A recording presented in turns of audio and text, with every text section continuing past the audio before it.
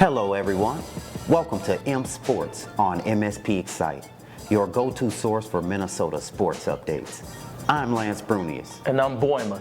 This week, we're covering the latest from the Minnesota Timberwolves, Vikings, and Wild. And we're going to talk about something else. Let's jump in. Let's kick things off with the Vikings' thrilling 27-25 victory over the Green Bay Packers. Quarterback Sam Darnold had a career-high 377 yards and 3 touchdowns, while Justin Jefferson added 92 receiving yards. Blake Cashman led the defense with 11 tackles and 1.5 sacks.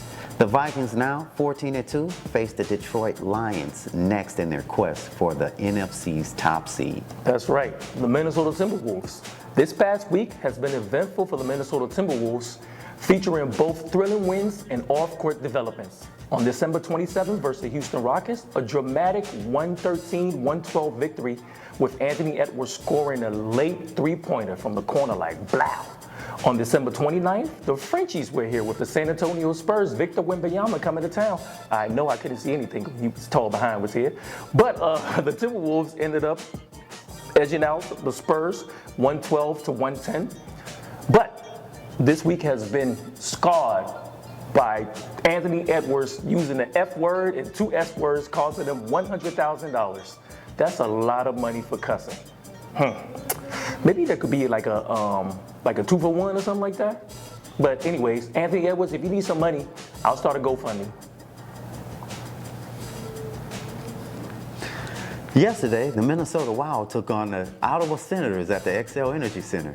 Despite a strong effort, they fell 3-1. The game's turning point came in the third period with Josh Norris scoring the go-ahead goal for Ottawa. The Wild's only goal came from Joel Eriksson Ek, but goaltender Levi Merilanen's 30 saves kept the Senators ahead. The Wild will look to bounce back in their next game as they fight for a strong playoff position. That's all for this week from MSports on MSPExcite. From the Vikings playoff chase to the Wild and Timberwolves battling for postseason spots, it's been an exciting week. Thanks for tuning into MSports. Catch you next year, actually. And be safe, drive safely. There's going to be some knuckleheads out there on New Year's Eve. You doing anything special? Yeah, staying safe at home. Okay. We'll see y'all. I'm going to be one of them knuckleheads out there. So we'll see y'all next year. Thanks again for MSports on MSP. It's talking about the Vikings doing their dances. Yeah, I like the dances. And we ain't said nothing about their dances. That's why I said maybe we could do like a separate segment about it. No one even cares that they have like a 80% chance of winning the Super Bowl this year. No one even thinking about it. They're trying to keep that off their mind. I told you, that's the Minnesota Vikings though. Like they've had so many letdowns that, remember the year that what's his name missed that one kick? That he had been making all the kicks throughout the year, and that one kick, and that one kick, right? He threw it off. I think that's what I said. If your wife has been burning the kitchen so long, like she's like, honey, I'm cooking. You're like, you know what? She about to burn this house. Let me call 911 right now. Let me not get too excited about the casserole that she's making. I think the casserole will be all right, but the Vikings will be great. You keep saying the casserole will be all right and the Vikings are going to be great. Are you certain? Because you know in Minnesota, people don't even celebrate. And look at do you think the close wins is good or is bad? Because they've been there in tight situations and that they can rely on that, besides the fact that if they're blowing a team out all year long and they don't know how to handle things in like close situations.